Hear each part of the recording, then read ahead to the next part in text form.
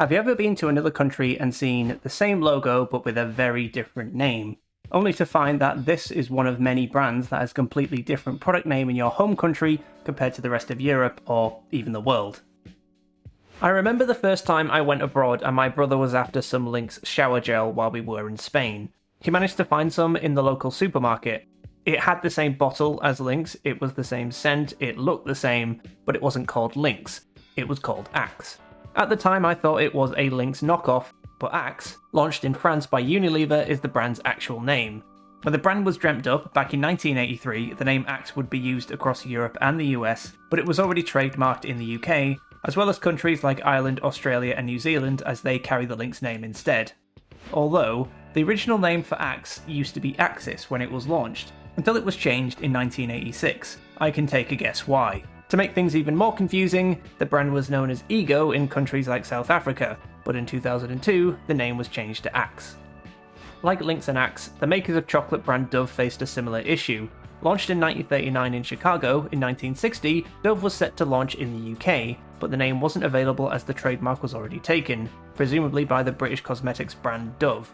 Instead, Dove would be named Galaxy in Europe, and has been ever since, even after the brand was purchased by Mars. Just by looking at the branding and logo, it's pretty clear to see that these are the same or similar products. But the chocolate's recipe between the US and the UK is also different, and it doesn't have the same texture. By all accounts, the UK version tastes better, but if the recipe is different, are they even considered the same product anymore? And yes, Dove tastes better than Hershey's. I'm on the next level, yeah. In some cases, the UK is typically the odd one out compared to the rest of Europe, like having right-hand drive cars. Speaking of which, let's talk about Vauxhall and the German brand Opel. Both are European brands, with Vauxhall being bought by General Motors in 1925 and Opel was bought in 1929.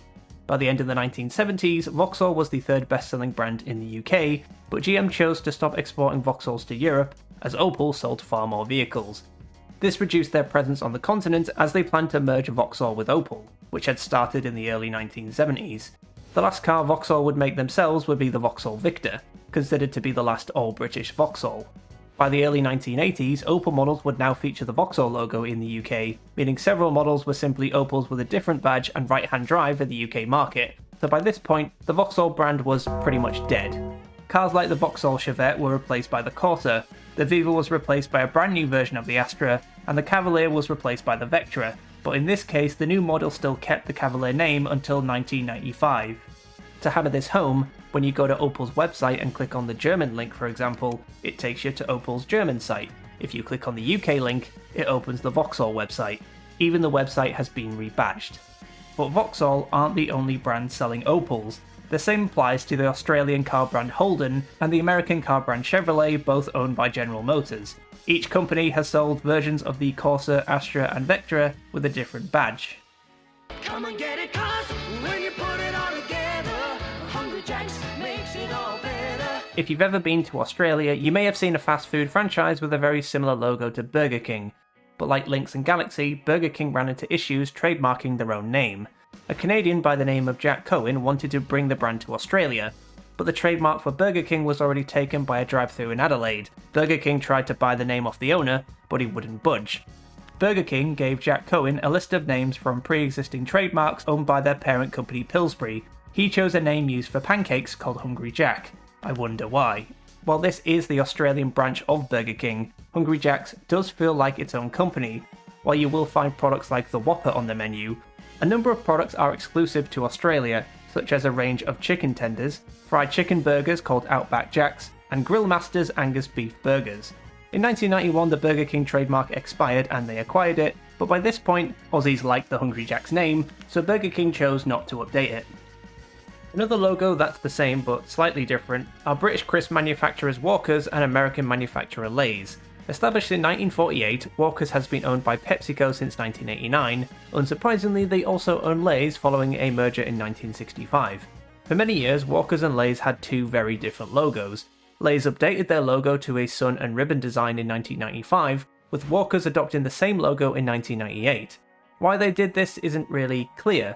This didn't symbolise the two brands selling the same product, like Vauxhall, or they couldn't get the trademark for Lay's so they used a different name, like Lynx, or the Lay's products would be entering the UK market under a new name, like Hungry Jack's.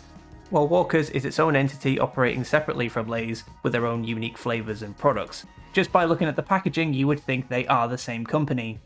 But if that was confusing, there are a number of ice cream companies with the same logo, but with different names in other countries. In total, they have just one logo, with at least 29 different names.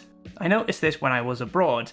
In Portugal, you see the same heart logo, but the brand is called Ola. In France, it's called Mico. But my personal favourite is in Spain, where it's called Frigo, which in English means fridge. As a Brit, the swirly heart logo is something I associate with Wall's ice cream. It turns out they are just one of many ice cream makers owned by Unilever that had their logo changed due to their so-called Heartland strategy. Initially, some of their ice cream companies adopted a logo that featured a red stripy background and a blue circle, a design that could be traced back to Ola from 1962. Several other brands would adopt this logo until a swirly heart logo was introduced in 1998, which was now mandatory. The idea is to retain the same logo but use familiar names of brands for each country within Europe.